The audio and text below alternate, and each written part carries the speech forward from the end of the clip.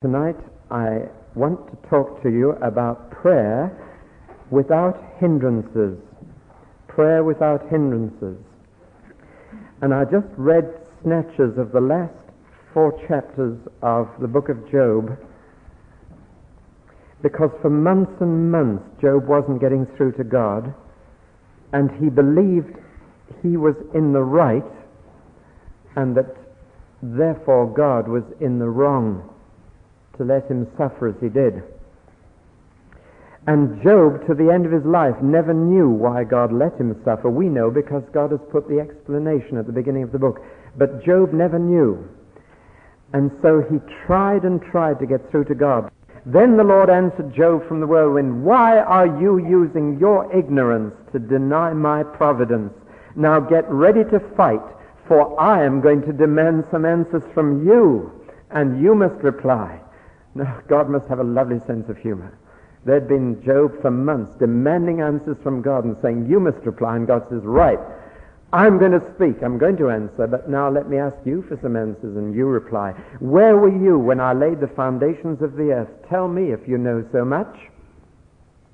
Do you know how its dimensions were determined and who did the surveying?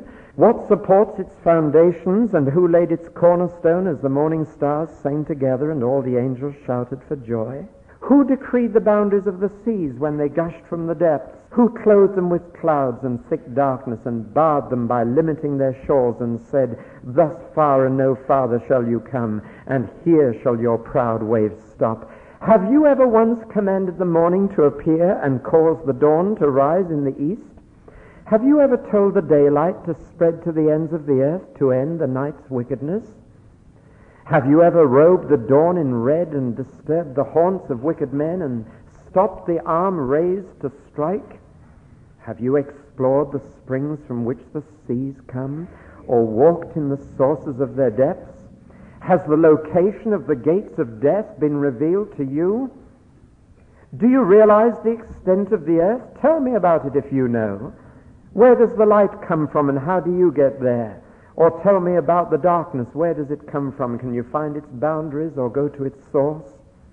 But of course you know all this, for you were born before it was created, and you are so very experienced.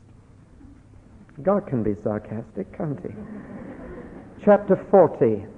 The Lord went on, "Do you still want to argue with the Almighty, or will you yield? Do you, God's critic, have the answers?" Then Job replied to God, "I'm nothing. How could I ever find the answers? I lay my hand upon my mouth in silence. I've said too much already." Then the Lord spoke to Job again from the whirlwind. "Stand up like a man and brace yourself for battle. Let me ask you a question and give me the answer. Are you going to discredit my justice and condemn me so that you can say you are right? Are you as strong as God, and can you shout as loudly as he? All right then, put on your robes of state, your majesty and splendor. Give vent to your anger, let it overflow against the proud. Humiliate the haughty with a glance. Tread down the wicked where they stand. Knock them into dust, stone-faced in death. If you can do that, then I'll agree that your own strength can save you." It's strong stuff, isn't it? Then Job replied to God, chapter 42, "I know that you can do anything, and that no one can stop you. You ask who it is who has so foolishly denied your providence. It is I. I was talking about things I knew nothing about and did not understand. Things far too wonderful for me. You said, 'Listen and I will speak. Let me put the questions to you. See if you can answer them.' But now I say I had heard about you before. But now I have seen you, and I loathe myself and repent in dust and ashes." So the Lord blessed Job. When you're not getting answers from God, he might turn around and say, "I'm not getting any answers from you, so just stop arguing, and then I can bless you." Now tonight is the last talk I'm going to give you for the time being on the subject of prayer. We've been going for about 8 weeks, and I had a real problem with the title of my last talk. At first I thought I'll call it Prayer Without Problems. That didn't seem right. Then I thought about Prayer Without Difficulty.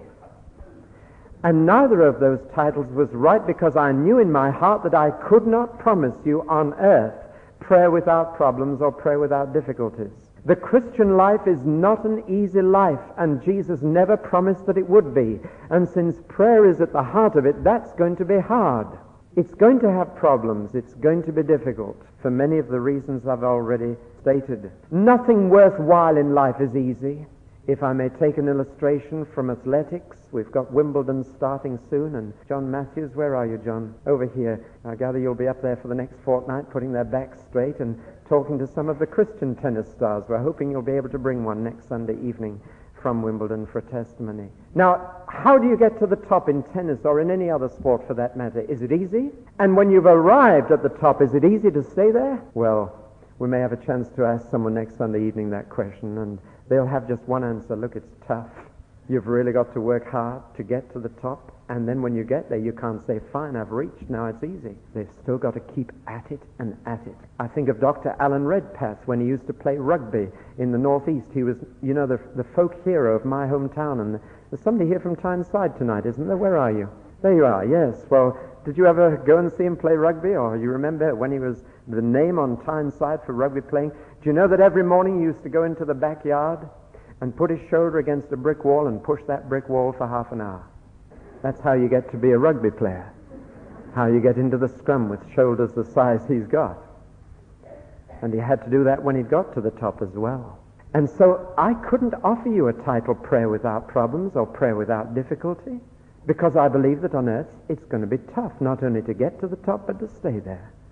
Thank heavens that in heaven it'll be easy, for you'll see him as he is. So I had to think of another title, and the title I've got is Prayer Without Hindrance. Prayer Without Hindrances. Because many of the difficulties we have are of our own making. And the tragedy is that prayer is more difficult for most of us than it need be. It's going to be difficult anyway, but there's no sense in adding to those difficulties. Or putting it another way round, you can reduce the difficulties. And it's those that I wish to speak about tonight. Now, most books on prayer that I've looked at have a chapter, The Problems of Prayer. And it sort of gets you depressed. It's like the man who sat down and read a chapter 2 of the Family Doctrine and then just waited to die. Have you ever done that? Looked up all the symptoms. You thought, well, I've got that and that and that, and you just give up. Well, now, when you read a chapter on problems on prayer, I find it just enormously depressing. So I'm not going to go through the problems of prayer. I'm only going to speak about one hindrance to prayer tonight. It has many parts. There are 5 parts to it. But to me, there is only one basic problem in prayer. All the others relate to it in some way or another. So I'm only going to speak about one. There is only one hindrance, as it were. Here's the basic problem. It is the problem of unanswered prayer. Now, before we go any further, I think I've used the wrong words for that. Because to many people, particularly unbelievers, they think of unanswered prayer as asking for something and not getting what you ask for. And that's not what I mean by the problem of unanswered prayer. The problem for most Christians of unanswered prayer is not that they don't get what they ask. The problem is when they don't get any reply. That's the problem. You see, there are many answers to my prayer. I may be quite convinced I want something and I ask for it. And the answer that God gives me may be, no, you can't have it. It's not good for you. Or his answer may be, wait, the time is not ready to give you that. But that's not a problem because there's been an answer. You got my message? The problem is when the heavens seem like brass and you feel God's not listening and you're not getting through and it's no fun having a one-way conversation. And that, I believe, is why we give up. That, I believe, is the most discouraging thing in prayer, when you feel it's a one-way conversation.